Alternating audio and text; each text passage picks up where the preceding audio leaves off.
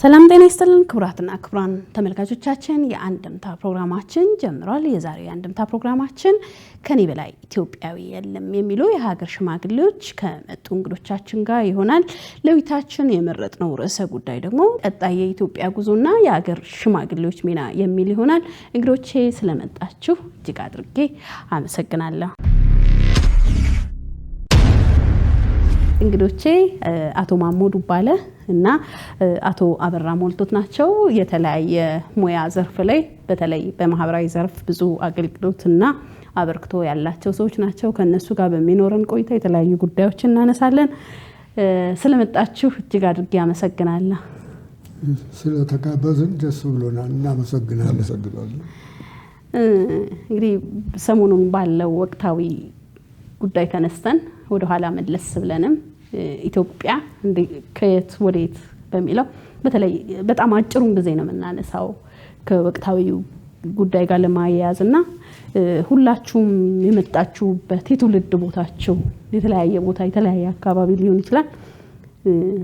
ግን የመጀመሪያ ጥያቄን ሀገር በማን ተሰራች?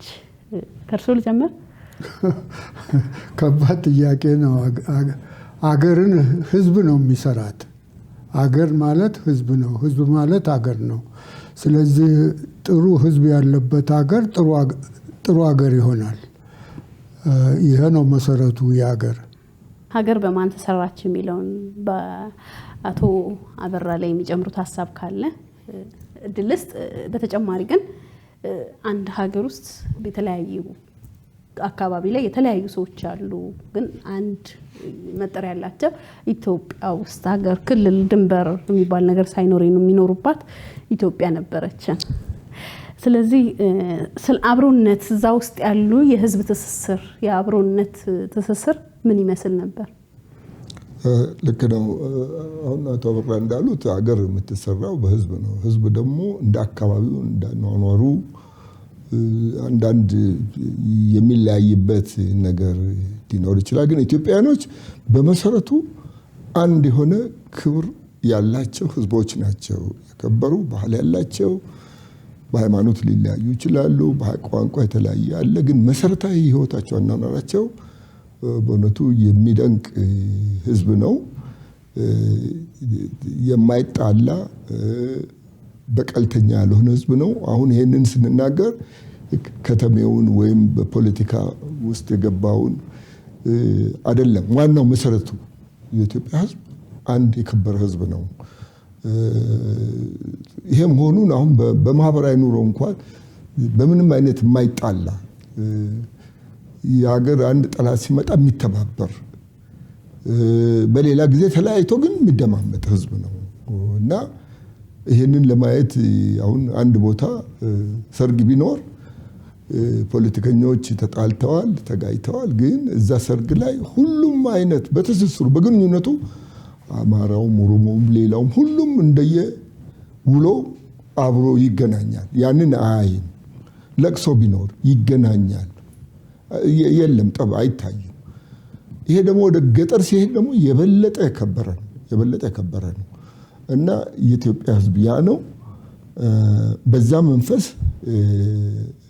እኔ ሲዳማ ነኝ፣ ኢትዮጵያዊ ነኝ። ከኔ የተሻለ ኢትዮጵያዊ የለም እያልኩ በየጊዜው አወራለሁ። ከኔም ያነሰ የለም። ግን እኔ እገሌ ይበልጣል ብዬ የማስበው የለኝም እና ኢትዮጵያ ይሄ ደግሞ ሁሉም የሚለው ማለት ያለበት የማይለው ማለት ያለበት መሰረት ነው እና የኢትዮጵያ ህዝብ ያ ነው። የከበረ ህዝብ ነው፣ የረጋ ህዝብ ነው። ሁሉንም ነገር ችሎ ዝም ብሎ የሚያሸንፍ ህዝብ ነው እና የዛ ህዝብ አካል በመሆኔ እኔ እኮራለሁ። አቶ አበራ እንግዲህ አቶ ማሞኑ ሲናገሩ ከኔ በላይ ኢትዮጵያዊ የለም፣ ከኔም የሚያንስ ኢትዮጵያዊ የለም። እርሶስ እንዴት ይረዱታል ይሄንን? አቶ ማሞ ባለው እኔ 100% እስማማለሁ። በአንድ ሀገር ላይ አንድ ኢትዮጵያዊ ከሌላው ኢትዮጵያዊ አይበልጥም አያንስም እና ይሄ ነው ደግሞ አንድ አድርጎ ሊያኖር የሚችል ነገር መከባበር፣ መዋደድ፣ መረዳዳት። ይህንን ስናደርግ ነው እንትን የምንለው። እንግዲህ አንድ ሰው በአንድ ሀገር ውስጥ ሲኖር ሀብታም ሊሆን ይችላል፣ ድሃም ሊሆን ይችላል። በዛ በሀገር ላይ ሁሉም እንዳቅሙ መብቱ ተከብሮለት የሚኖር የሆነ እንደው ይሄ ነው ጥሩ ሀገር ማለት። ትልቁም እንደ ትልቅነቱ፣ ትንሹም እንደ ትንሽነቱ፣ ሁሉም ድሃውም እንደ ድሃነቱ፣ ግን በኢትዮጵያዊነታቸው ሁሉም እኩል ናቸው። ይህን ስናደርግ መሰረት ያለው ሀገር አለ ማለት ይቻላል። ይሄ ነው ትልቁ የአንድነት ምልክቱ። አንዳንድ ሰዎች ለምሳሌ እኔ የተወለድኩት እዚህ አካባቢ ነው፣ እኔ የበላይ ነኝ፣ ቁጥሬም ብዙ ነው ሊል ይችላል። ወይ ደግሞ ቁጥሩም ትንሽ ሆነው እኔ የተሻልኩ ነኝ ከዚህኛው። እንደውም አንዳንዱ እኔ ወርቅ ህዝብ ነኝ የሚል አለ፣ አንዳንዱ ደግሞ የሀገር መሰረት ነኝ የሚል አለ። ሌላም የሚባሉ ነገሮች አሉና ሀገር የምትቆመው ግን በእነዚህ ሁሉ ስብስብ ስለሆነ ከአባባሉ ጀምሮ ብንነሳ ለምሳሌ አቶ ማሞ ሲዳማ ነኝ ግን ኢትዮጵያዊነቴን ምንም የሚሸረሽረው የሚነካብኝ የለም ብለዋል። እርሶስ ይሄን ሀሳብ እንዴት ይጋሩታል? እኔ አሁን እንግዲህ የተወለድኩት ባላገር ነው። ከባላገር እንዴት ባላገር? እስኪ መንዝ ነው። መንዝ ደግሞ የአማራ ክልል ነው፣ የአማራ ሀገር ነው። የሆነ ሆኖ እኔ እንግዲህ መንግስት ገና የ7 ዓመት ልጅ ሆኜ ነው አዳሪ ትምህርት ቤት አምጥቶ አስገብቶ ትምህርቴን እስከጨረስኩ ድረስ በመንግስት ወጪ ተምሬ ጨርሼ ከዛ በኋላ ነው ለስራ የደረስኩት። እንግዲህ ይህን ሁሉ ሳደርግ ከመላው ኢትዮጵያ ከመጡ እኩዮቼ ጋር አብረን ነው የተማርነው።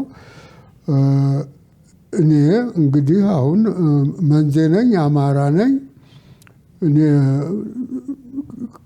ትምህርት ቤት ገብቼ ከትምህርት ተጀመርኩበት ጊዜ አንስቶ የምታወቀው የምሰማኝ ኢትዮጵያዊነቴ ነው እንጂ አማራነቴ ወይም መንዜነቴን ካልተጠየቁ አላነሳውም። እንግዲህ በእውነቱ ለመናገር ደግሞ በትምህርት ቤት በተለይም በአዳሪ ትምህርት ቤት ስንኖር የቅርብና የሩቅ ጓደኛ አለ። የቅርብ ጓደኞቼ በእውነቱ ከወለጋ፣ ከኢልባቦር፣ ከትግራይ የመጡ ልጆች ናቸው እና ይሄ ከኔ አካባቢ የመጣ ነው ብዬ በተለየ አኳኋን የምመለከትበት ጉዳይ የለም። አሁንም ቢሆን ለእኔ ሰው ነው፣ ኢትዮጵያዊ ነው። ኢትዮጵያዊ እንግዲህ እኔ ኢትዮጵያውያን ሲባል ሁሉ ኢትዮጵያዊ እኩል ነው ብዬ ማምን ሰው ነኝ። የአብሮነት መገለጫዎቻችን ምንድን ናቸው? የትኞቹ ናቸው? ኢትዮጵያዊነትን ትግሬው እንደ ትግሬ፣ አማራ እንደ አማራ ሆኖ፣ ኦሮሞ እንደ ኦሮሞ፣ ደቡብ እንደ ደቡብ፣ ቤኒሻንጉል፣ ጋምቤላ እያለን ብዙ 86 በላይ ብሔር ብሔረሰቦች ያሉባት ሀገር ናትና አብሮነታችንን የምንገልጸው በምንድን ነው? የኔ ድክመት የአመለካከት ድክመት ሊሆን ይችላል። ትልቅ ህዝብ ትንሽ ህዝብም የለም፣ ግለሰብ ብቻ አይደለም። ለኔ አሁን ህዝብን የበደለ ህዝብ የለም ኢትዮጵያ ውስጥ። ገዢዎች፣ ስርዓት መሪዎች ይበድላሉ። እነሱ ከየትኛው ወጥተዋል? አሁን የኢትዮጵያን ተጨባጭ ሁኔታ ያየን እንደሆነ ከቅርብ ዘመን ታሪካችን ከአማራው የወጡ ገዢዎች ነበሩ፣ ከትግሬው ነበሩ፣ ከኦሮሞው ነበሩ፣ ከሶማሌው እና እነኚህ ከዚያ የወጡ ግለሰቦች ናቸው። እነሱ ያስከተሏቸው ስብስቦች አሉ።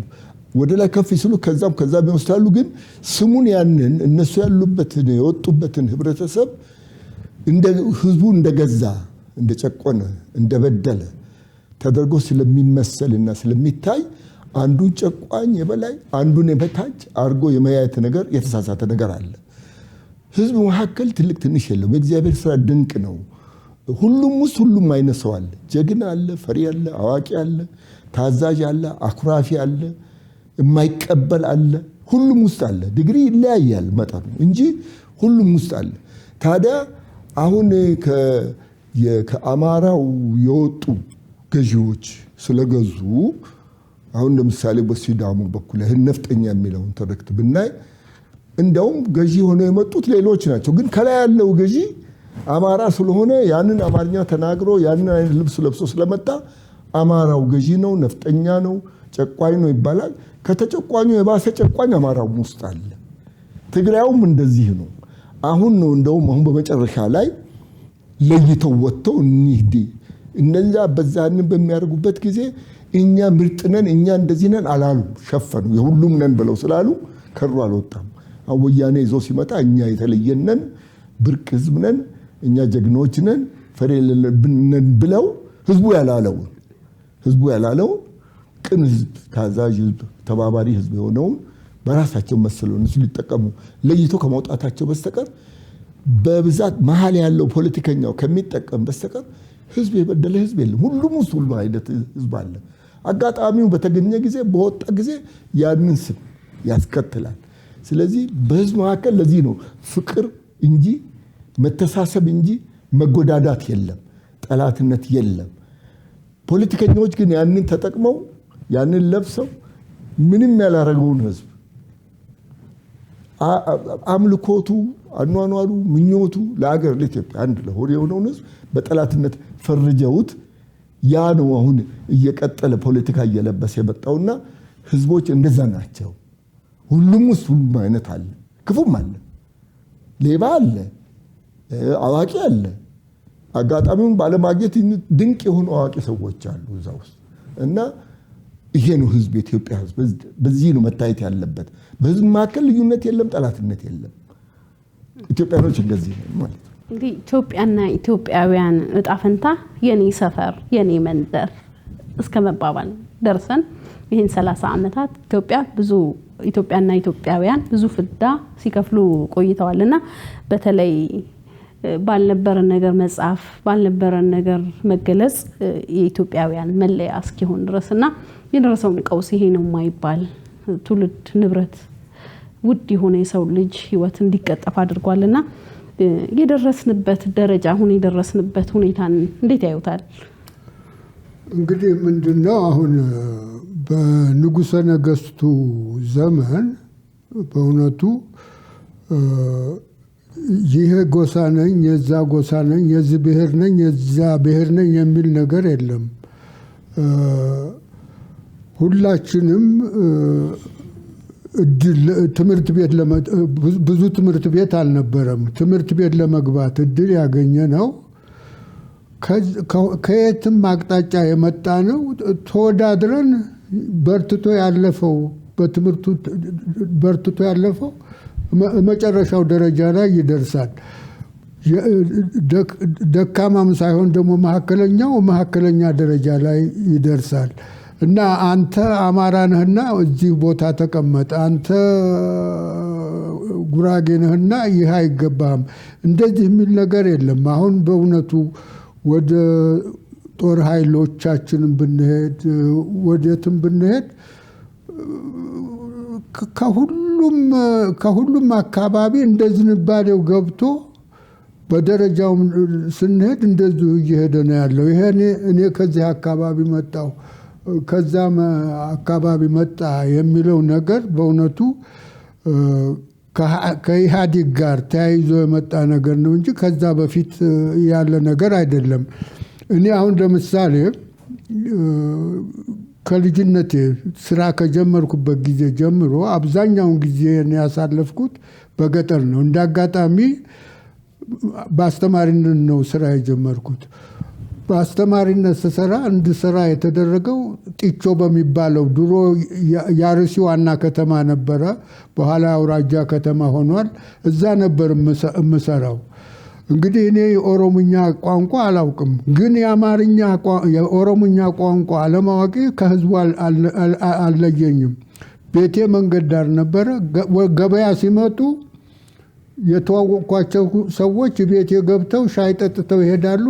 ወተት ወይ ማር ወይ ቅቤ ይዘውልኝ ይመጣሉ። እንደዚህ ነበረ። ስለዚህ በእውነቱ ይሄ የልዩነት ጉዳይ የመጣው ከጊዜ በኋላ ነው። በጣም የሚያሳዝነው ነገር ምንድነው? አሁን እኛ በነበርንበት በትምህርት ቤት በነበርንበት ጊዜ የምናስበው ምን ነበር? አሁን አንድ ተማሪ ቢጠየቅ ለምንድን ነው ተማሪ የምትማረው ተብሎ ቢጠየቅ የሚለው ምንድን ነው? አገሬን ለመርዳት፣ ንጉሠ ነገሥቴን ለመርዳት፣ ቤተሰቤን ለመርዳት ነው።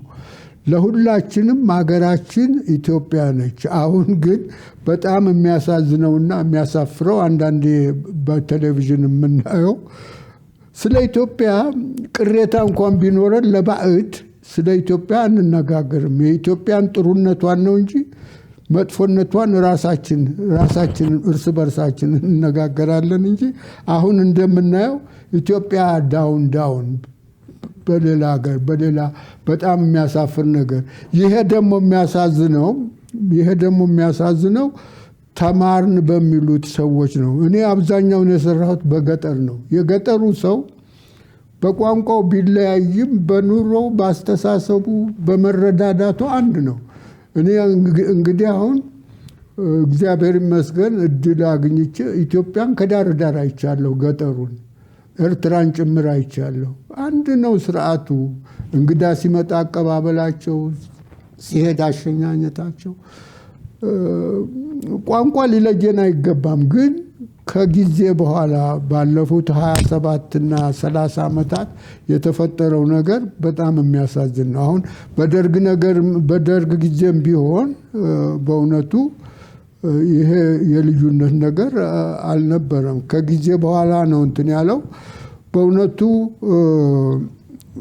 እንግዲህ እኛ አሁን ለምሳሌ እኔ ትምህርት ቤት የገባሁ ገና ጣሊያን ወዳው እንደሄደ ነው በ34 እና 35 ግድም። ያን ጊዜ አስተማሪዎቻችን አብዛኛዎቹ የውጭ ሀገር ሰዎች ናቸው። እንግዲህ የሚያስተምሩን ኢትዮጵያውያን አስተማሪዎች ቄሶች ናቸው። እነሱ ደግሞ የሚነግሩ ምንድን ነው? ጣሊያን ሊጎዳን የቻለው መሳሪያ ስለሌለን ደካማ በመሆናችን ነው እንጂ እናንተ ቶሎ ተምራችሁ ለሀገራችሁ እርዳታ መድረስ አለባችሁ እያሉ ነበር የሚያስተምሩን። እኛም በእውነቱ ፍላጎታችን ይሄ ነው። ለምሳሌ እኔ ማስተማር የጀመርኩት 12ኛ ክፍል እንደጨረስኩ ነው ወደ ማስተማር ስራ የጀመርኩት። እኔ ለራሴ እየተማርኩ ነበር ማስተምረው። ምክንያቱም ያን ጊዜ ይሄንን ኮሌጅ እንኳን አልነበረም እኮ አዲስ አበባ ውስጥ። አዲስ አበባ ኮሌጅ የተከፈተው ከብዙ ጊዜ በኋላ ነው። አሁን ዩኒቨርሲቲ እንደዚህ በመላው ሊስፋፋ።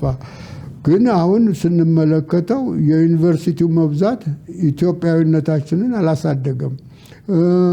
ሊቃውንቶቻችን ከኛ ተርፈው ለዓለም ያገለግላሉ። አሁን ግን እኛ ተማሪ ቤት በነበርንበት ጊዜ ዋናዎቹ አስተማሪዎቻችን ሱዳኖች፣ ህንዶች፣ እንግሊዞች፣ አሜሪካኖች፣ ካናዲያኖች እንደዚህ ነበሩ። አሁን እኛ ከራሳችን ተርፈን ያው የኛ ምሁራን በዓለም ላይ በተለያየ ሙያ ዶክተር ከሪም ዶክተር እየተባባሉ እንትን ይላሉ። ስለዚህ አሁን መማራችን ተማርን የምንለው በእውነት የተሳሳተ ነገር ነው። አሁን ለምሳሌ አጼ ምኒልክ ይታማሉ ወራሪ ተብሎ።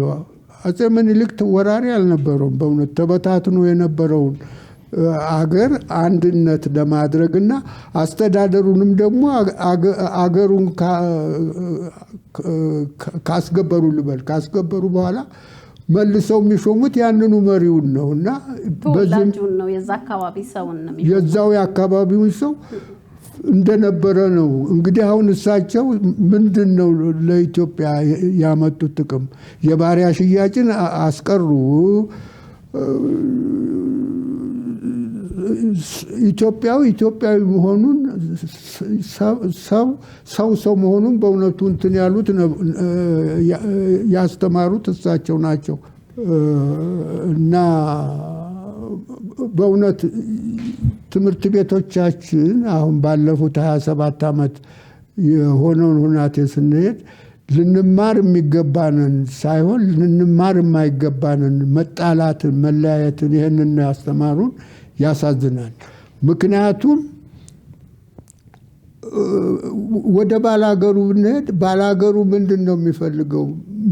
ምርቱ የሚሻሻልበትን ኑሮው የሚሻሻልበትን የሚረዳው ነገር ነው እንጂ በቋንቋዬ አልተናገርኩም ብሎ ይህ አይደለም ችግሩ። ማንም በቋንቋው እንዳይናገር የከለከለው የለም።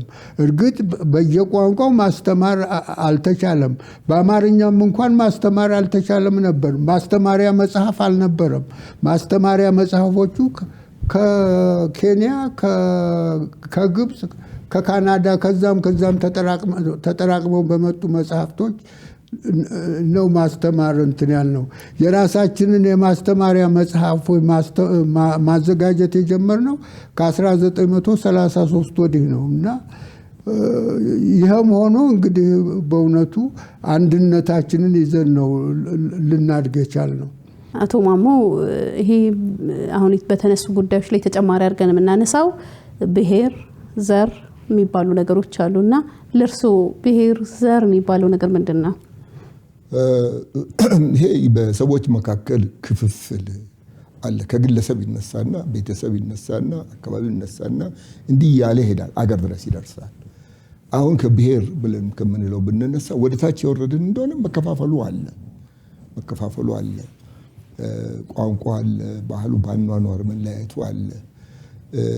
ግን ይሄ ለምን ነው ጎጂ ነገር አይደለም። መቀባበል፣ መተሳሰብ ማዕከላችን ላይ እስካለ ድረስ እኔ አሁን የኔ ልጆቼ ያሉ አንድ አይደሉም፣ ይለያያሉ። ግን ተለያይተው የጋራ የሆነ ነገር አላቸው። በጋራ የሆነ ነገር ይስማማሉ። እንደ በትንሹ ከቤተሰብ ብንነሳ ወደ ብሔር በምንሄድበት ጊዜ የራሱ የሆነ ቋንቋ ፈጥሯል፣ ባኗኗር ባህል ፈጥሯል። ግን አንዱ ያንዱ ጠላት አይደለም። በጠላትነት የሚፈረጅ ነገር አይደለም። ቅድም ብያለሁ፣ ህዝብን የጎዳ ህዝብ የለም። ስርዓቶች ጎድተዋል። ቅድም አቶ አበራ ካሉት ጋር ማልስማማበት ነገር አለ። መንግስታት አልጎዱም አይደለም። በአፄ ምኒልክ እኔ አሁን ስለ አፄ ምኒልክ መድረኩ ኖሮ ባወራ አፄ ምኒልክ ማድረግ አይቻልም እንጂ ተነስተው ቢመጡ ከዶክተር አብይ ጋር ጎን ለጎን እኩል ሊመሩ ይችላሉ ኢትዮጵያን ብዬ አስባለሁ። ሀሳባቸው የትም አካባቢ ሄደው ህዝቡ ራሱን እንዲያስተዳድር ግን አንድ ሀገር አለችው፣ ሀገሩን እንዲያውቅ ነው። በመሬት ስሪት ውስጥ አባባላቸው እኔ እያለሁ ሻለቃ መሬት እያለው ላለቃ እንዴት ይገዛል? መሬት የራሱ ናት፣ የራሱ ነች፣ ማንም አይነካበትም። አሁን ስርዓት የአፄ ኃይለሥላሴ ስርዓት ብዙ አፄ ኃይለሥላሴ ሩጡ ነገር ብዙ አለ። ግን ችግር የመጣው በመሬት ስሪት ነው። መሬት ስሪት እንዴት ሆነ? እኩል ነው፣ ምንም ችግር የለም ያሉት አቶ አበራ አልስማማም። አፄ ኃይለሥላሴ ከእንግሊዝ ሀገር ከሰለጠነው ሀገር ከመጡ በኋላ ኢትዮጵያን ለሁለት ከፍለው የርስት ሀገር የገባር ሀገር አሉ። የርስት ሀገር ትግሬው፣ አማራው ርስት ዘር ቆጥሮ ይገባል። ኦሮሞ፣ ሲዳማው፣ ጉራጌው ሌላ ሰው ሊመራበት ይችላል። የራሱ ሀገር አይደለም። ቀላል ነው፣ ገመድ ተቆጥቷል፣ ተፋለብ ይባላል። ያመጥቶ ይገባል። ችግሩ ከዛ ነው የመነጨው። በኩልነት አልታየም። ኢትዮጵያ ህዝብ ተከፍሏል። የሀገሩ ባለቤትና ባለቤት ያልሆነ ህዝብ ማለት ነው። ባለቤት ያልሆነ ህዝብ ነው። ይሄ ነበር። ይሄ በደርግ መጣና ተፈታ። አፈጻጸም ላይ ግን ተበላሸ። ዓላማው ግን ትልቅ ነው። መሬት የራሱ ናት መባሉ ራሱ ትልቅ መልስ ሰጥቷል። አፈጻጸም ላይ ስለተበላሸ ቅራኔው ቀጠለ። ለዚህ ነው ያንን ያደረገው ማን ነው? ስርዓቱ፣ ህዝቡ አይደለም። አሁን ባለርስት ነፍጠኛ ተብሎ ይሄ ከሁሉም አማርኛ ተናጋሪ የሆነ መጣው ባለርስት ነው የተባለው የህዝቡን መሬት የሰጠው ስርዓቱ ነው። የተወለደበት መሬቱ አይደለም፣ የኖረበት አይደለም። ሹም ሆኖ መጣ፣ ባለመሬት ሆነ። ውለታ ሌላ ጋር ሰራ፣ መሬት ይሰጠኛል። የሌላው ባለርሱ ባለበት ተወለደበት መሬት ላይ መጥቶ አለቃ ተፈጠረበት። ያ ነው ቅራኔ። አሁን ያንን ወደ ህዝብ ወሰደው። ህዝቡ ነፍጠኛ ማለት አማርኛ ተናጋሪ ማለት የዛ ስርዓቱ አካል፣ ያ ማለት የኛ ጠላት አማራ አይደለም። ምንም ይሄ በቅድም ብያለሁ። በህዝብ መካከል ጠላትነት የለም። ፍቅር ነው፣ መተሳሰብ ነው። ገጠር ሄዶ ይሄን ማየት አይቻልም። ከተማ ብያለሁ፣ አንድ ላይ ነን፣ አብረን ነው የምንኖረው። ግን በጥቅም ተለያየን። አንድ ሰው በመንግስትም ተሾሞ ወይም በሆነ በሽልማትም በምንም እዛ አካባቢ ሲመጣ የሚሾመው የአካባቢው ሰው የሆነ ከዛ የወጣ ሰው ነው እንዲያስተዳድር አስተዳዳሪ እንዲሆን ደግሞ ያለማ ያልተነካ ድንግል መሬትም ስለነበር በወቅቱ ህዝቡም እንዳሁኑ ቁጥር አልነበረውምና ያንን ለማልማት ነው እንጂ የተያዘውን እርሻ መሬት ቀምተው ወይም ደግሞ እንትን ብሎ አይደለም የሚሉ አንዳንድ አስተያየቶችም አሉና እሱን እንዴት ያዩታል? እኔ አስፈጽሜ ያውቃለሁ በኃይለ ሥላሴ ጊዜ ገዥም ነገር ይወኛ አውቃለሁ። ከዛም በኋላ አውቃለሁ ህዝብ ትእዛዙ የሚለው የሰው ያልሆነ የሰው ኮቴ ያልሆነ ይላል። የሰው ኮቴ ያልሆነ ማለት ቢያንስ በከብቱ ያላስጋጠው ማለት ነው። ያ ያልሆነ መሬት የለም። በዛ ባለቤት አለው፣ በሙሉ ባለቤት አለው። የኦሮሞ መሬት በሙሉ ባለቤት አለው። ሲዳማ በሙሉ የመሬቱ ባለቤት ነው። አሁን ይዞታን እናስተካከል ከተባለ አሁን አዲስ አበባ 20-30 ቤት ያላቸው 4-5-10 ሺህ ሜትር ካሬ ቦታ ያላቸው ሰዎች አሉ። እናስተካከል ከተባለ እኮ ያንን በሙሉ መከፋፈል ማለት ነው ለኢትዮጵያ ህዝብ፣ እዚህ ለአዲስ አበባ ህዝብ ማለት ነው። እኔ ምንም የለኝም፣ አንቺ አለሽ፣ ብዙ አለሽ፣ 10 ሺህ ሜትር ካሬ አለሽ፣ ስለዚህ ማሞ የለውም ተብሎ ያንቺ አይሰጠኝም። ይዞ ትርፍ መሬት አለ ከተባለ አልማ ገብር ነው። አልገብርም፣ አልፈልግም ካለ እሱ ይሰጣል እንጂ ኢላ ያለው ባለስልጣን ያውም ለዛ ላለው አይደለም የሚሰጡት። ከዚህ ለሄደ አማራ አይደለም በሙሉ ሁሉ አማርኛ ተናጋሪ ለስርዓቱ አገልጋይ የሆነ 5 ጋሻ መሬት እስቲ ያስቡ፣ 5 ጋሻ መሬት አንድ ላይ ይሰጣል። እንደዚህ ያ ስርዓት በደል ሰርቷል። ያም በደል አሁን አንመልሰው። ያ በደል አይደለም። ያ ምን አደረገ? ቅራኔ ፈጠረና ያንን ቅራኔ ደግሞ አሁን በደርግ ጊዜ የመጣው ተጠቀመበት። እኔ ለአንተ ነኝ እና ያንድን በቀልልሃለሁ በሚል ቀጠለ። ወያኔ መጣና ደግሞ ከነጭራሹ በዘር ከፈለው። ያ ትልቅ ዘር ነው። ከሱ ከራሱ የሚወጣውን ራሱ መርጦ ራሱ ይፈልግ አለው። ስርዓት አለው። ራሱ መሪ አለው። የሰፈር ሹም አለ፣ ከዛ ቆሮ፣ ከዛ ባላባት እያለ አለው ስርዓት። የራሱ ይሆን አለው። ዝም ብሎ ቢተዳደር ህዝብ የለም። ያለ አለቃ የሚኖር ህብረተሰብ የለም። እርግጥ ተጽፎ መንግስት ህገ መንግስት ተቀርጾ እንደዚህ የተቀመጠ ነገር አይደለም። እነኛ ሰዎች ለገጠራቸው ለአካባቢያቸው አስተዳደር ይችላሉ። ለመንግስት ስርዓት መንግስት ራሱን መሾሙ ትክክል ነው። በአፄ ኃይለ ሥላሴ በጎሳ አይደለም የሚሾመው፣ በአገልጋይነቱ ነው፣ በታማኝነቱ ነው የሚሾመው።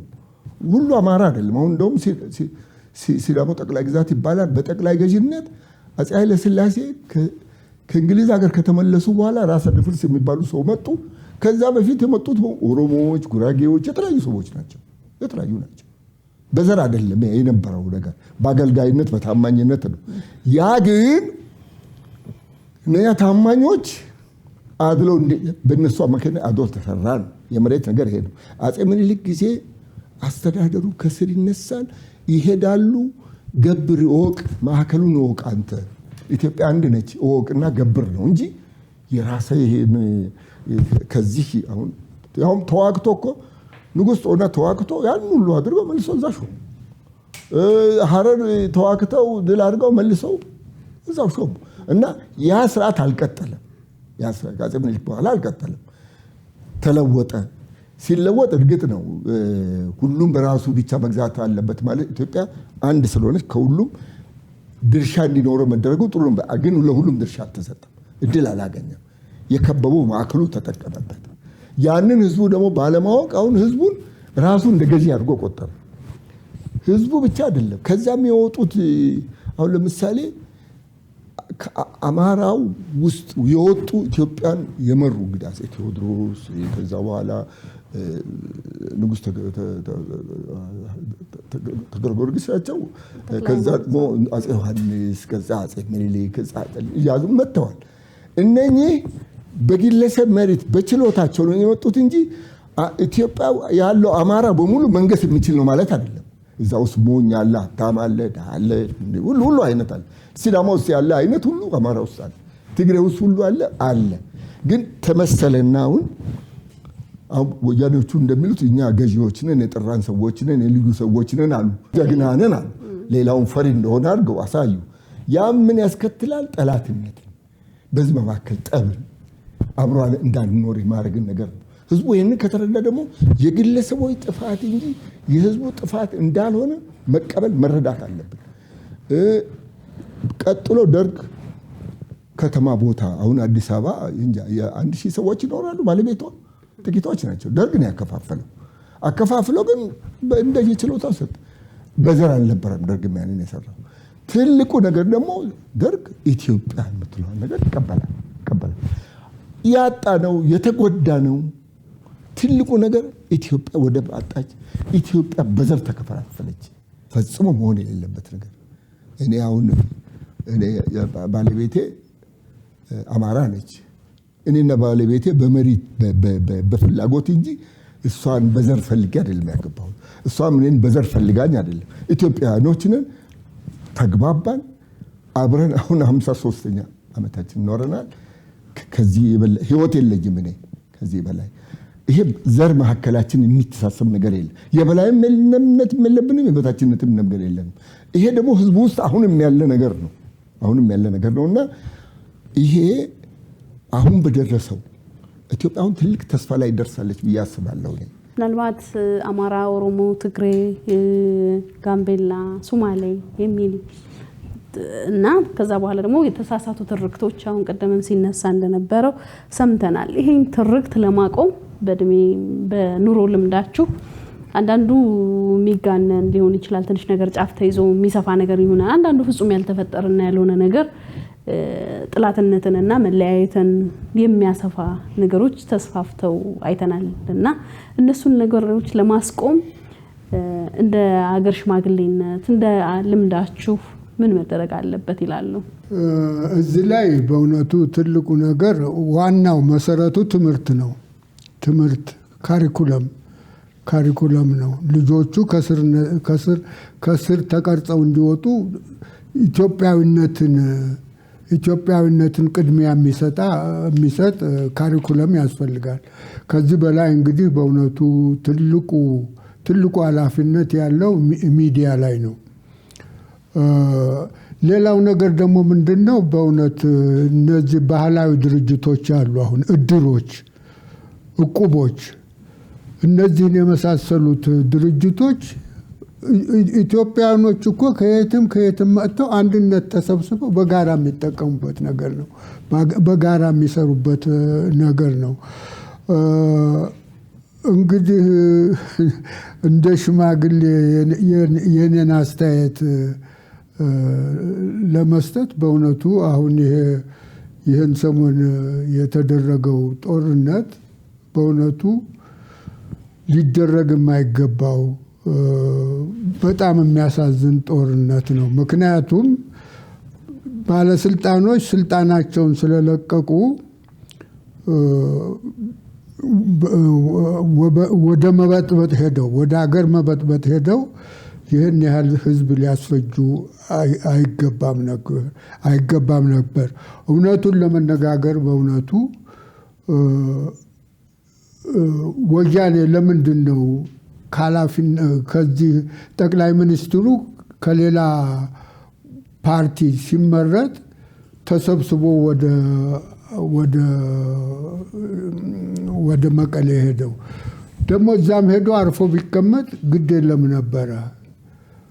በአንድ በኩል በስም የመንግስት ተካፋይ ነው። እንደገና ደግሞ በእውነቱ የውንብድና ስራ በየቦታው እየቀሰቀሰ በእውነቱ በየሀገሩ ያለቀው ህዝብ በጣም ያሳዝናል፣ እጅግ በጣም ያሳዝናል። በትግራይም ቢሆን በእውነቱ ከ18 ዓመት በታች የሆኑ ልጆች ጦርነት ውስጥ እየገቡ ማለቃቸው ለምንድን ነው? እውነት ትግራይ አሁን ባለው መንግስት ከሌሎቹ የተበደለ ሆኗል ወይ? አስተዳደሩን የያዘው ወያኔ ነው። ወያኔ ነው የሚያስተዳድረው። ከማዕከላዊ መንግስት የሚደረገው ድጋፍ ይሰጣል። የማዕከላዊ መንግስት የሚሰራው ፕሮግራም ይሰራል ለሌላው ጋር። ምንድን ነው የትግራይ ህዝብ በተለይ የተጎዳው? እኔ አላይም። ደግሞ ሌላው ትልቁ የሚያሳዝነው ነገር ምንድን ነው?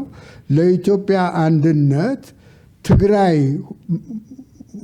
መሆን ሲገባው ቀድሞ የሚገኘው ለዚህ ለኢትዮጵያ መፍረስ የትግራይ ተወላጆች ስልጣን ላይ ያሉት ማለት ነው ቆስቋሾች መሆኑ በጣም ያሳዝናል። ምንድነው የአማራና የትግራይ ልዩነት? በሃይማኖት ብትይ፣ በባህል ቢባል፣ በታሪክ ቢባል የት ላይ ነው አማራና ትግራይ? በዚህ በደርግ በኢህአዴግ ዘመን ነው ልዩነቱን ያየሁት እንጂ ገዳማቶቻችን ትልቁ ታሪካችን ያለው አክሱም ነው። ቅርሳችን ያለው አክሱም ነው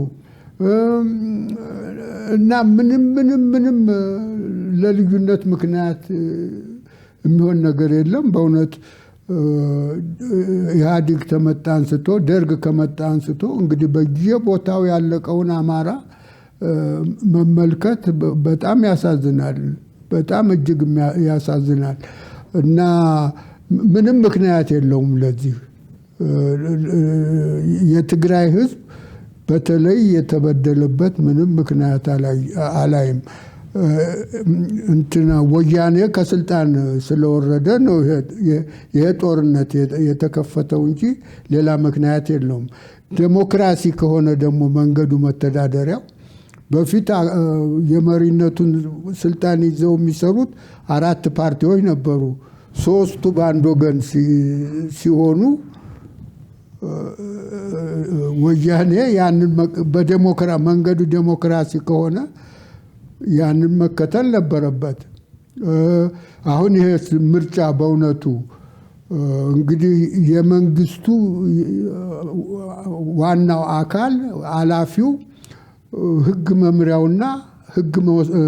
መምሪያውና ሌላው ክፍል ነው።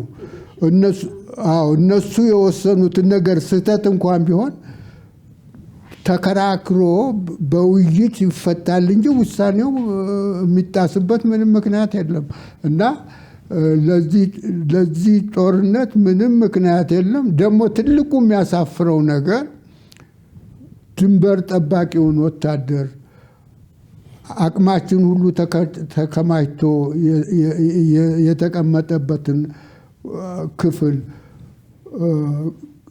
ባልታሰበበት ጊዜ ወግቶ አፍኖ መሳሪያውን ዘርፎ መሄድ ምን ማለት ነው?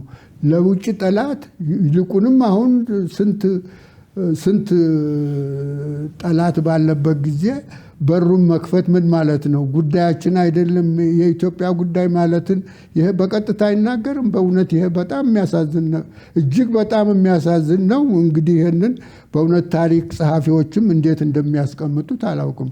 በየትም ዓለም የማይታሰብ ነገር ነው። እንዴት ድንበር ጠባቂውን የገዛ ወገኑ ወግቶ ፈጅቶ ትጥቁን ዘርፎ አገሩን ክፍት ያደርጋል? በጣም ያሳዝናል በእውነት። ይሄ ከመኪና ታርጋችን ጀምሮ የመኪና ታርጋ የከሌ ከሌ በሚል ስም እንዲሰጥ እንዲለይ ሲደረግ ከዛ ባሻገር ደግሞ የምንግባባቸው የጋራ የሆኑ ቅድም የተነሱ ድርቁቦች ሁሉ ባሉበት እንደው ለመሸርሸር ያልተሄደው ርቀት የለም። ግን በግለሰብ ደረጃ ሰዎች በዛ ነገር እንዲፈረጀው አድርጓልና ከዚህ ትርክት ከዚህ ከጠፋው ጥፋት እንዴት እንወጣለን? መውጫችን ምንድነው ይላሉ? እቺ ሀገር ተአምረኛ ሀገር ነች። እግዚአብሔር ይወዳታል በእውነቱ። በመጽሐፍ ቅዱስም ብዙ ጊዜ ተጽፏል ይባላልም ደግሞ እውነት ነው።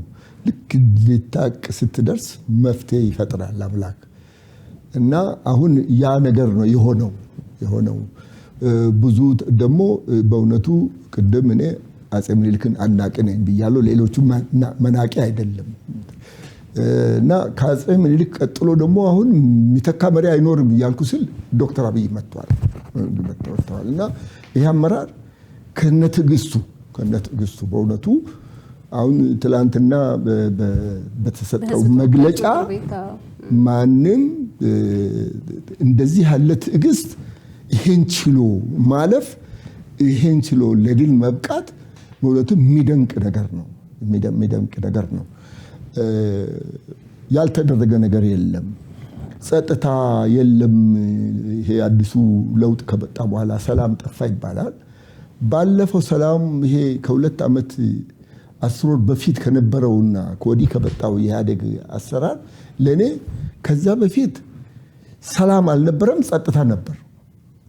ሰላም አልነበረም፣ ጸጥታ የለም ስል እኔ አሁን ስለ ሲዳማ ባወራ ሲዳማ ቅጠል ይዘው እንደሱ ባወጡት ህገ መንግስት መሰረት ራሳችንን እናስተዳድር ብሎ ቅጠል ይዞ አበባ ይዞ የመጣውን በመትረየስ መንግስት አዞ ጨፍጭፎ መጨፍጨፍ ብቻ አለ። ካሜራ ፎቶግራፍ ያነሱ ሰዎች ልጆች ካሜራው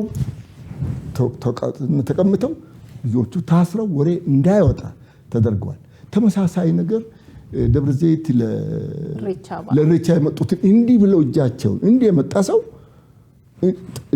ድንጋይ አልያዘም፣ ዱላ በትር አልያዘም፣ እንዲህ ያለ ሰው እጅ የሰጠ ሰው ያ ሁሉ ተገሎ በየቦታው ሰው ይገደላል። አማራው ክፍል ይገደላል፣ ኦሮሞ ውስጥ ይገደላል። ግን አይነገርም። ለምን አይጻፍም? ጸጥታ ነበር፣ ሰላም ግን አልነበረም። አሁን ለውጡ ሲመጣ ሰላም መጣ፣ ጸጥታ የለም። ለምን? ሁሉ ይነገራል በየቦታው። ትንሽ ሰዎች ተደባድበው ቢሞቱ በቃ ተገደለ እዚህ ቦታ ይባል። እውነትም ይሞታል ሰው። ድሮ ግን ከዛ በላይ ይሞታል። አማራውም ይሞታል፣ ሌላውም ይሞታል። ጉራ ፈርዳ ያኔ አንዳንዶቹ ወጥተው ተነስተው ደን ስለሚያጠፋ ነው። አሁን ጠቅላይ ሚኒስትሩ በፓርላማ ምክር ቤት ያን ክልል ፕሬዚዳንት አቶ ሽፈራው ሽጉጤ ደን ስላጠፋ ነው ያስወጣነው አባረው። አንድ ተደገረ አልተደገመም። ከዛ በኋላ የሚሆነው ነገር ብዙ ነው፣ አይነገርም። ስለዚህ ያኔ ጸጥታ ነበር። አሁን ደግሞ ጸጥታ የለም፣ ሰላም አለ፣ ሁሉ ይነገራል። አሁን እግዚአብሔር እችን ሀገር ይጠብቃታል ያለው በዛ ትዕግስት ታግሶ ያ ሁሉ ነገር እየሆነ ጊዜ ተሰጥቶ በእውነቱ ጊዜ ተሰጥቶ ራሳቸውን ገለው ወጡ። ራሳቸውን አጥፍተው ወጡ። ቅድም አቶ በራ ብለዋል። በር ጠባቂ፣ አገልጋይ፣ እርሻ የሚያርስ በችግር ጊዜ አብሮት የሚቆም አብሮ የኖረ ወገኑን ጠባቂውን ላይ እንዲህ ያለ የትም አገር ያልሆነ ነገር ሰርተው ያን ሁሉ እየፈጸሙ መጡ። በዛ ራሳቸው ጣሉ። ያንም አድርገው እኮ እንነጋገርን ቢቀበሉ ኖር የአንድ አገር ፓትሪያርክ የኢትዮጵያ ኦርቶዶክስ ፓትሪያርክ 60-70 ሚሊዮን ህዝብ የሚወክሉ ናቸው። የሙስሊሙ 30 ሚሊዮን የሚወክሉ ናቸው። የካቶሊክ እነሱ ሄደው አሽተው ፈትሸው አንቀበልም ብለው መጡ። ከዚህ በላይ ህዝብን መናቅ የለም። ይሄን ሁሉ አድርገው ግን ትዕግስት ነበር። በዚህ በኩል መቻል ነበር። ምንድነው እስከ መቼ ተብሏል። ግን እግዚአብሔር አመራሩን ልቦና ስለሰጠ ትዕግስት ስለሰጠ ስላመላከተው መጨረሻ ላይ እነሱ ራሳቸውን እስኪጥሉ ድረስ ደርሶ አሁን ከዚህ በኋላ የሚታየኝ ኢትዮጵያ ትልቅ ተስፋ ነው። እውነቱ ተስፋ ነው። ኢትዮጵያኖች አሁን በዘር የምንለያይበት ምክንያት አይኖርም። ያ ማለት ብሔር ብሔረሰብ የሚለው ጎሳ የሚለው ይጥፋ ማለት አይደለም። አሁን ለምሳሌ ሲዳማ ራስን አስተዳደር ቢባል የጂኦግራፊ አቀማመጡ በልማት አብሮ ቢሰራ የሚመቸው ክልል በጂኦግራፊ ቢከለል እዛ ውስጥ የሚኖሩ አማራው፣ ትግሬው፣ ወላይታው፣ ጉራጌው እዛ የሚኖር ህዝብ አገሩ ነው። ያ የኖረበት አገሩ ነው። በምን ይሸነፋሉ? እነኛ በድምፅ ቁጥሩ ብዙ ነው። ምን ጊዜም ብዙ ሆኖ ቢያሸንፍ እነኛ መቀበል አለባቸው። እነኛ ደግሞ የተሻለ ከመጣ ሌላውም ሊመረጥ ይችላል። ዋናው መጠበቅ ያለበት የግለሰብ ነፃነት፣ የመመረጥ ነፃነት። ይሄ አንተ እኔ ሲዳማ ነኝ፣ አቶ አበራ አማራ ስለሆኑ እዛ አብረን ሲዳማ እየኖር አቶ አበራ አይወዳደሩም፣ እኔ እወዳደራለሁ። ትክክል አይደለም። ይሄ ሊሆን አይገባም። ምክንያቱም ሁለታችንም ኢትዮጵያኖች አገራችን ነው። ግን ምን ጊዜም እኮ ቢሆን እዚህ አዲስ አበባ ያሉት የሚመረጡ ከሆነ ትክክለኛ ምርጫ ከሆነ እኮ የሰው ድምፅ ነው እንጂ በዘር እኮ አይደለም። ከኦባማ አባት ከኬንያ ተነስቶ በዚህ አልፎ እዛ አሜሪካን ሀገር ሄዶ ከአንድ ሴትዮ የወለደው ልጅ ዘመዶቹ ያሉ አሜሪካንን ያህል ትልቅ ሀገር መሪ ሲሆን አንድ ምህንዜ 2-3 ጊዜ ተወልዶ የኖረበት ሀገር ሲዳማው ስለምንድን ነው የማይመረጠው? ይሄ ይገባል። ከዓለም ምን ያህል ወደኋላ እንደሄድን ነው የሚያሳየው። እኔ ጉራጌ ሀገር ሄጄ ብኖር ለምን አልመረጥም? ትግሬ ሀገር ሄጄ ለምን አልመረጥም? ትላንትና አንዲት ሶማሌ እንደውም ኢትዮጵያ ገብታ ነው ሄደችው። አሁን ሚኒሶታ ነው ያለችው። ፓርላማ እዛ ሄዳ ተመዝግባ ዜግነት አግኝታ ተወዳድራ ትራምፕን በጣም የምትሞግተው አሁንም ድጋሜ የተመረጠች ሶማሌ ልጅ አለች፣ እዛ ያደገች። እሷ ስትመረጥ ትግሬው ሄዶ ሲዳማ ውስጥ ለምን አይመረጥም? እና ያለ መሳቂያ ነው የምንሆነው። ብሔር ብሔረሰብ የሚለው በአቀማመጥ በጂኦግራፊ በልማት አጠቃቀም አብረን በመኖር ባለን ትስስር ነው እንጂ መከለል ያለበት በዘር የሚለው ነገር መቅረት አለበት። ችግራችን ወደ ልመጣ ነው። ችግራችን የሚነሳው ከፍልስፍናው ነው። ፍልስፍናው አጥፊ ነው። እነ ማርክስ ሲጀምሩት በቅንነት ነው። እነ ስታሊን ቀየሩት በጥቅም። ላይ ያለው ሰው ይወስናል፣ ያ ይመነዘራል፣ የዛ ድምፅ ይመጣል፣ በዛ እኮ ይተዳደራል። አሁን ያ እየተመነዘረ ደርግ ቀጥታ ሶሻሊዝም አለ። ምንድነው አብዮታዊ ዲሞክራሲ ነው ምናምን አለ። ያው ነው ነገሩ፣ ያው ነው እና ስሙን እየቀያየረ መጣ። እሱን ቀርቶ ትክክለኛ ዲሞክራሲ አንድ ሰው አንድ ድምፅ ወደሚለው ሄደን ክልሉን ደግሞ ከልማትም አንጻር አብሮ ከመኖርም አንጻር ከማህበራዊ ኑሮ ትስስርም አንጻር ተከልሎ በዛ ብንተዳደር። እንግዲህ ኢትዮጵያውያን በእድሜ አንጋፋ ናችሁ። በስራም በትምህርትም የተለያየ ቦታ ተዟዙሩ የመስራት ንብረት የማፍራት ከሌሎች ጋር የመገናኘት ኢትዮጵያውያን ሙሉ ኢትዮጵያን አይቻለሁ ኤርትራንም ጭምር ብለውኛልና በዚህ ጊዜ ውስጥ ከዚህ መጣ የሚባል አጋጣሚ ገጥሞታል ወይ? እንዴት ነበር የኖራችሁት? ያ ልምድ ለአሁኑ ትልቅ መሰረት ይሆነናልና። ይሄ በጣም ጥሩ ጥያቄ ነው። እኔ አሁን እንደነገርኩሽ ለትምህርት ከትውልድ ቦታ ከመንዝ በህፃንነቴ ነው የመጣሁት። ተመልሼም ሄጄ አላውቅም። ለእኔ አሁን አገሬ አዲስ አበባ ነው፣ ሌላ ሀገር የለኝም። አዲስ አበባ እንግዲህ አዲስ አበባ እኔ ብቻ አይደለሁም እዚህ አገር የምል ከመላው ኢትዮጵያ የመጣ ሰው ከየትም ይምጣ ከየት አገር እዚህ ትዳር መስርቶ የሚኖር ከሆነ አገሩ ይሄ ነው።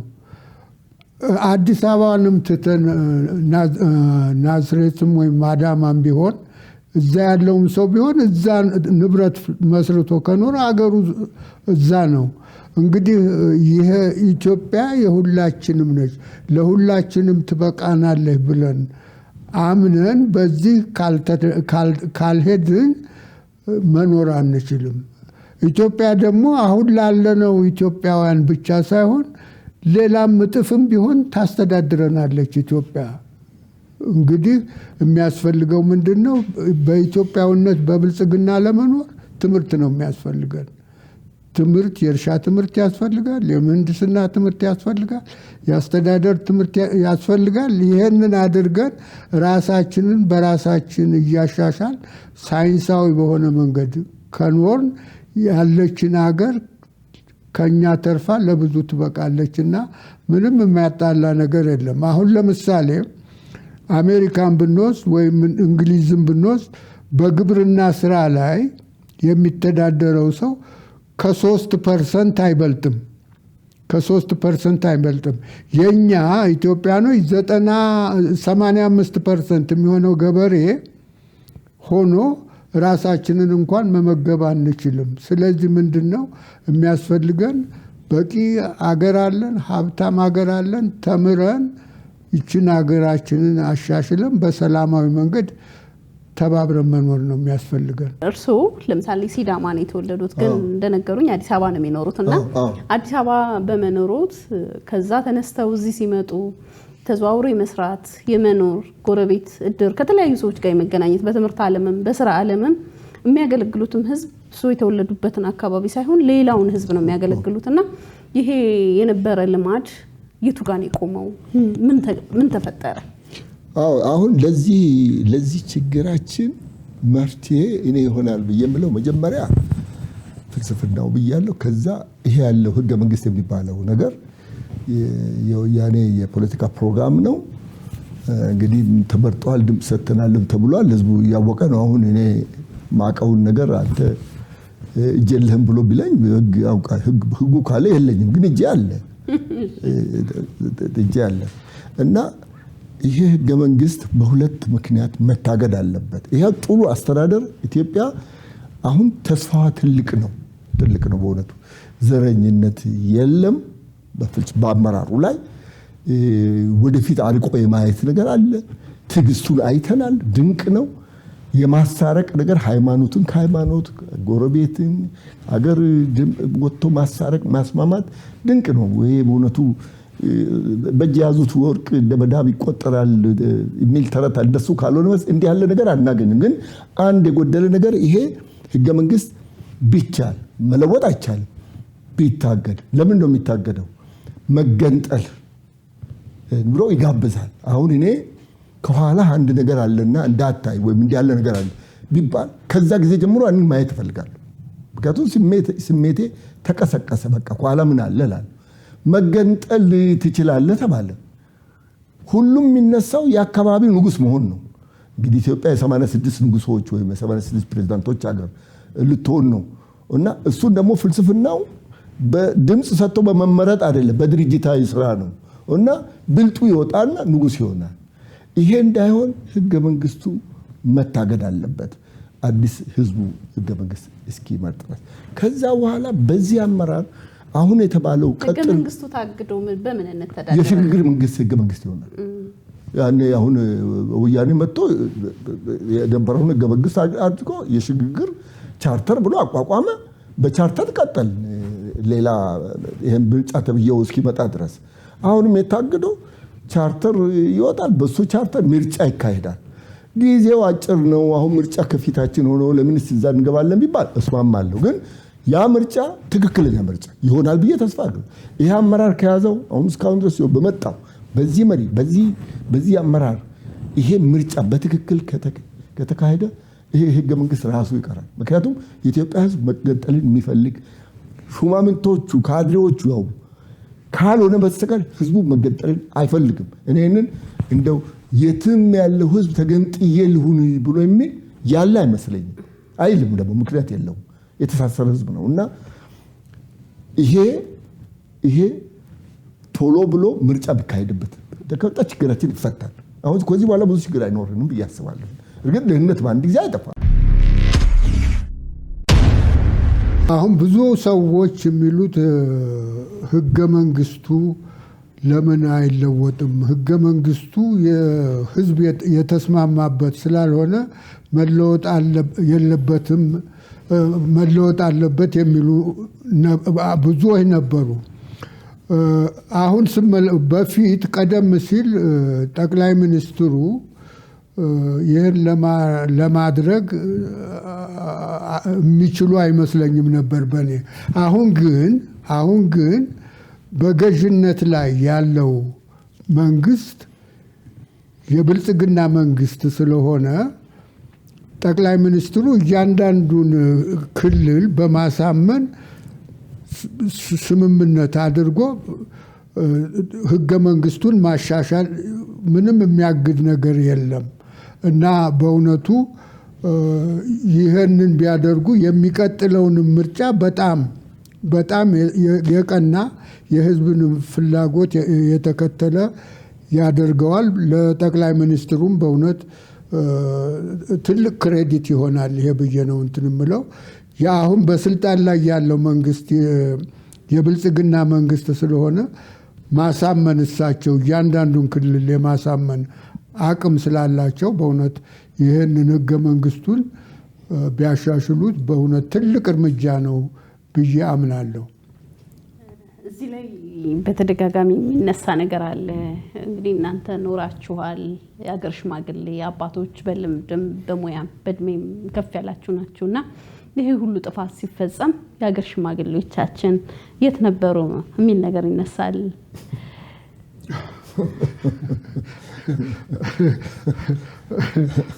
ጥሩ ጥያቄ ነው በእውነቱ። በእውነት አንድ ወረዳ ላይ ወይም አንድ ቀበሌ አንድ ወረዳ ላይ ችግር ሲፈጠር 2-3 ሽማግሌዎች ሆነው ሄደው ማስታረቅ ይችሉ ነበር በፊት። እኔ ሲዳሞ ብዙ ጊዜ ጥቂት ጊዜ ሰርቻለሁ፣ ገጠሩ ውስጥ እየወጣሁ ከህዝቡ እየተቀላቀልኩ። እዛ ያለው የሀገር ሽማግሌዎች ኃይል ኃይል ወይም ተደማጭነት የሚያስገርም ነው። በሌላውም ጊዜ በፊት እንደዚህ ነበር። አንድ ወረዳ ላይ 3 ሽማግሌዎች ለምሳሌ አሁን አፋርና ሶማሌዎች ይጋጫሉ ሁልጊዜ። አንድ የወረዳ አስተዳዳሪ ሄዶ ነው የሚያስታርቃቸው። ወደ ማዕከላዊ መንግስት የሚመጣበት ምንም ምክንያት አልነበረም። አሁን መደማመጥ ጠፋ። ወረዳ ላይ ለሚደርሰው ጥያቄ፣ ለሚቸገረው ጥያቄ ጠቅላይ ሚኒስትሩን ተጠያቂ ለማድረግ የሚፈልጉ ሰዎች አሉ። ግን እንደኔ አስተሳሰብ በእውነት ያ የወረዳው አስተዳዳሪ ወረዳውን የማስተዳደር ሙሉ አቅምም አለው፣ ግዴታውም ነው። ካቃተው ለቆ መሄድ ነው ያለበት። ከዚህ ሌላ ደግሞ ምንድን ነው አሁን የፖለቲካ ፓርቲዎች ተወዳዳሪ የፖለቲካ ፓርቲዎች በብዙ አሁን ትንሽ ለውጥ እየታየ ነው። ግን ባለፈው ሁናቴ ሲታይ እንደ ተመልካቾችና እንደ ወቃሾች ሆነው ነው የሚታዩት። በፓርላማን በኩል ያለው ይሄ ነው። ግን የፓርላማም አባሎች ቢሆኑ እዛ ክልላቸው ሄደው የእርቁን ስራ መስራት አለባቸው። የፖለቲካ እንወዳደርም የሚሉት የአካባቢያቸውን ጸጥታ የማስከበር ግዴታ አለባቸው። ኃላፊነቱን ለጠቅላይ ሚኒስትሩና ለአስተዳደሩ ብቻ የሚተውበት ምንም ምክንያት የለም። የሀገር ሽማግሌዎችም ቢሆኑ በእውነቱ አሁን የሀገር ሽማግሌዎች በደንብ እየተደራጁ ነው ያለው። በጣም አሁን የሚያስደስተው ነገር የሃይማኖት ድርጅቶች በፊት የእርስ በርስ ግጭት ነበር። አሁን አንድ አካል ሆነው ሽምግልና ገብተው ብዙ ነገር ለመስራት ጥረት እያደረጉ ነው። ግን ተደማጭነት፣ መደማመጥ ጠፋ። ለሽማግሌዎችም ለሃይማኖት መሪዎችም መደማመጥ ጠፋ። ወረዳ ገዢዎችም የክልል ገዢዎችም ደግሞ ሙሉ ስልጣናቸውን አልተጠቀሙበትም። እንግዲህ በክልል ውስጥ ላለው ጥፋት የመጀመሪያ ተጠያቂ መሆን የሚገባው የክልሉ ኃላፊ ነው። ወረዳው ውስጥ ላለው ችግር ዋናው ተጠያቂ መሆን ያለበት የወረዳው አስተዳዳሪ ነው። ስለዚህ ትልቁ ጥፋት አሁን ያለው መደማመጥ፣ ሽማግሌም ማድመጥ ጠፋ፣ ባለስልጣን ማክበር ጠፋ፣ ባለስልጣን ማድመጥ ጠፋ፣ መደማመጥ ጠፋ ባጭሩ። እና ይሄ ነው እንጂ የሽማግሌዎች ድርድር በእውነት ብዙ ነገር ሊያመጣ ይችላል። አቶ ማሞም እዚሁ ላይ እንቆይ። ምን ይመስሎታል እርስዎ? ጥሩ ነው። በአፄ ኃይለሥላሴ ጊዜ እኔ በተለያየ አካባቢ አፍገሽም እንደዚህ ነገር ሆኜ ሰርቻለሁ።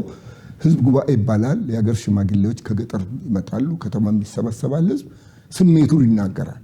ይሄ ጥሩ ነው፣ ይሄ መጥፎ ነው። ደፋር ሰዎች አሉ። ስሜት ሰው ቢታረቅ ማን ቢጣላ የሚያሳርቁ፣ ከመንግስት ጋር ችግር ካለ የሚያስረዱ፣ ያሉት ነገር ሁሉ ይሆናል ማለት ሳይሆን መንግስት ህዝብ ምን እንደሚል ይሰማል። ደርግ ከመጣ በኋላ የድርጅታዊ ስራ ተጀመረ። መጀመሪያ እዚህ ምን ውሳኔ መሰጠት ያለበት ነገር ከዚህ ከማዕከሉ ይነሳል፣ እየወረደ ይደርሳል። ያንን አስወስኖ መላክ ነው ያለበት። ታች ያለው እንዲህ ተባለ፣ ህዝብ ተወሰነ እንዲባል ባለስልጣን የሚፈልገውን ነገር ወደ ታች ያወርዳል። ያ ለህዝብ ተነግሮ ሽማግሌዎች፣ አስተያየት ሰጪዎች ተስማሙ ተብሎ ይበጣል። ደግሞ ባለስልጣኖች መስክ ሲሄዱ የሚፈልጉትን እንዲሆን ያሉት ነገር ሲባል ነው መስማት የሚፈልጉት። የህዝብ ቅሬታ ሊነሳ አይችልም። ወያኔ ሲመጣ ደግሞ ባሰ። ሲብስ ደግሞ ልብሱን ይዘው እንዲሄዱ ተፈቀደላቸው። ሽማግሌዎቹ አበላቸው እንቀበላሉ። እኔ አሁን ወደ ከተማ ስመጣ አሁን ያለሁበት ቤት ራሴ ቤት ውስጥ ነው የምኖረው። 20 ዓመቴ ነው። አንድም ጊዜ ነዋሪ ነኝ። ገብሬ ነው የምኖረው። እድር አለኝ፣ የሰፈር እድር። ከህዝቡ ጋር ችግር የለብኝም። አንድም ጊዜ ስብሰባ እንዲህ ያለ ተብዬ ተጠርቼ አላውቅም። ይሄ አዲሱ ለውጥ ከመጣ በኋላ ስብሰባ ተጠራው። በቀበሌ እንደ ሽማግሌ ተጠራንና ደስ ብሎኝ አስተያየት ተብዬ ደስ ብሎኛል። ነዋሪነቴ ተረጋገጠልኝ ብዬ አሁን የንም ቤት አንቺ እንዳልሽው ምን ይሰራ ነበር ሽማግሌ ብትይ፣ ሽማግሌ ከካድሬ ውጪ ተነስቶ ይሄ ነገር ለምን ሆነ ምንድን ነው ይሄ ነገር ብሎ ሽማግሌ መናገር አይችልም። መድረክ አልነበረውም። ሽማግሌዎች የሉም ማለት አይደለም። ትላላቅ ሽማግሌዎች አሉ፣ ገጠር አሉ፣ ከተማ ውስጥ አሉ። ቦታ የላቸው፣ የሚሰማቸው የለም። መቀበል ነው፣ ተቀብሎ መኖር ብቻ ነበር ያለው እና ሽማግሌ ሊወቀስ አይችልም ስርዓቱን። አሁን ደግሞ ይሄ ስርዓት እየሰማ ነው። ለዚህ ነው ደፋሮች ተቃዋሚዎች መጡ ሽማግሌዎች እና ወደፊት ይሄ እንዲጠነክር ይደረግ። የሽማግሌዎችን አሁን እኛ ጉልበታችን አንሷል፣ ለአዳዲስ ሽማግሌዎችን ቦታ መስጠት ያስፈልጋል ማለት ነው። እሺ፣ አመሰግናለሁ። ሁለታችሁም እዚህ ኢሳት አዲስ ስቱዲዮ መታችሁ ይህን የመሰለ መልካም ምክረ ሀሳብ የነበረውን ነገር ያለፋችሁበትን የህይወት ተሞክሮ ስላካፈላችሁን በኢትዮጵያ ሳተላይት ቴሌቪዥን እና ሬዲዮ እንዲሁም በፕሮግራሙ ስም አመሰግናለሁ።